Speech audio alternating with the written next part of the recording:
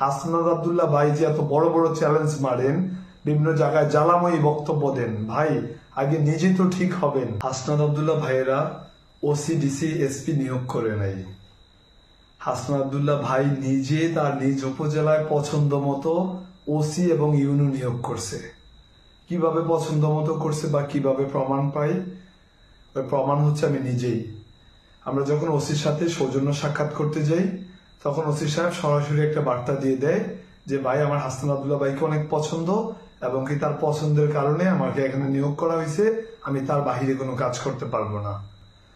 যখন উপজেলার বিভিন্ন অফিস এবং উপজেলা নির্বাহী কর্মকর্তার কাছে আমরা বারবার বিভিন্ন কার্যক্রমের জন্য যাই, তখন উপজেলা নির্বাহী অফিসার এবং কি বিভিন্ন সেক্টরের যারা অফিসার আছে তারা সবাই বলে যে ভাই এখানে হাসনাত আব্দুল্লাহ ভাই আমাকে, ইউনিসেফ বলে যে আমাকে নিয়োগ করছে এবং অন্যান্য সেক্টর ওরা বলে যে এখানে ওনার একটা সিগন্যাল আছে, আপনাদেরকে কাজ দেওয়ার ক্ষেত্রে আপনারা আবেদন করেন, আপনাদেরকে দেওয়া হবে।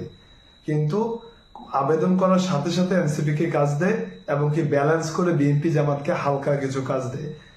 জুলাই আগস্ট পরবর্তী সময়ে যদি দেবিদ্বার উপজেলায় কোনো কার্যক্রম হয়ে থাকে, সেখানে এনসিপি 90% থেকে 80% কার্যক্রম করছে আর 20% বিএনপি জামাত করছে। আর আমাদের কথা মানে গণ অধিকার পরিষদ বা ছাত্র অধিকার পরিষদ, ইসলামী আন্দোলন, XYZ যারা আছে তাদেরকে কোনো মূল্যায়নই করা হয় নাই। তাহলে এই পক্ষপাত মূল্য আচরণটা কি মানে এভাবেই হয়ে গেছে, না হাসনাত আব্দুল্লাহ ভাইয়ের নির্দেশের কারণে হয়ে গেছে? হাসনাত আব্দুল্লাহ ভাই যে এত বড় বড় চ্যালেঞ্জ মারেন, বিভিন্ন জায়গায় জ্বালাময়ী বক্তব্য দেন, ভাই আগে নিজে তো ঠিক হবেন। আপনার নিজ উপজেলায় আপনি আওয়ামী সুবিধাভোগী লোকদেরকে দিয়ে আপনি এনসিপির কার্যক্রম পরিচালনা করতেছেন। তার মধ্যে উল্লেখযোগ্য আমাদের দেবিদ্বার উপজেলা পৌরসভা দীর্ঘ বছর গঠন হওয়ার পরেও কখনো নির্বাচন হয় নাই বিভিন্ন জটিলতার কারণে।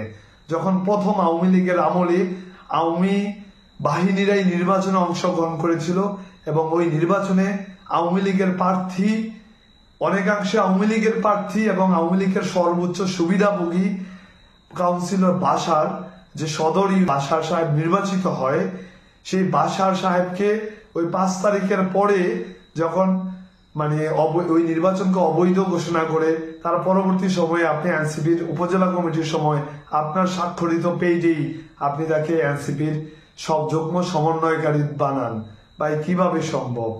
আর বাকি ব্যক্তিদের নামই বললাম না, আপনি গণতান্ত্রিক ছাত্র সংসদ যাদেরকে দিয়ে পরিচালনা করছেন বা এনসিপি যাদেরকে দিয়ে পরিচালনা করছেন, তাদের ম্যাক্সিমাম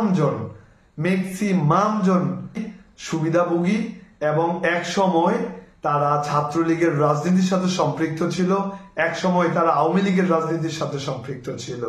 টকশোতে গিয়ে বড় বড় কথা না বলে বা এই ব্যাপারগুলো আপনি একটু নজর দেন, দেখেন আপনার যে এগুলাতে স্বজনপ্রীতি হয়েছে কিনা, ক্ষমতার প্রভাব খাটানো হয়েছে কিনা এবং ওসি এবং ইউনো নিয়োগটা আপনার পছন্দ মতো হয়েছে কিনা, এই ব্যাপারটা নিশ্চিত করবেন।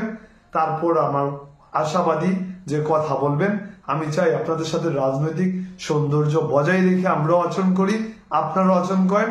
আপনি আমার স্কুলের বড় ভাই, আমরা একই স্কুলের পড়াশোনা করেছি, আপনি 2 বেশ সিনিয়র, সেক্ষেত্রে আপনার প্রতি একটা আহ্বান থাকবে, ভাই আপনি আপনার বর্তমান প্রেক্ষাপটকে বিচার করুন, তারপর অন্যকে নিয়ে কথা বলুন। ধন্যবাদ।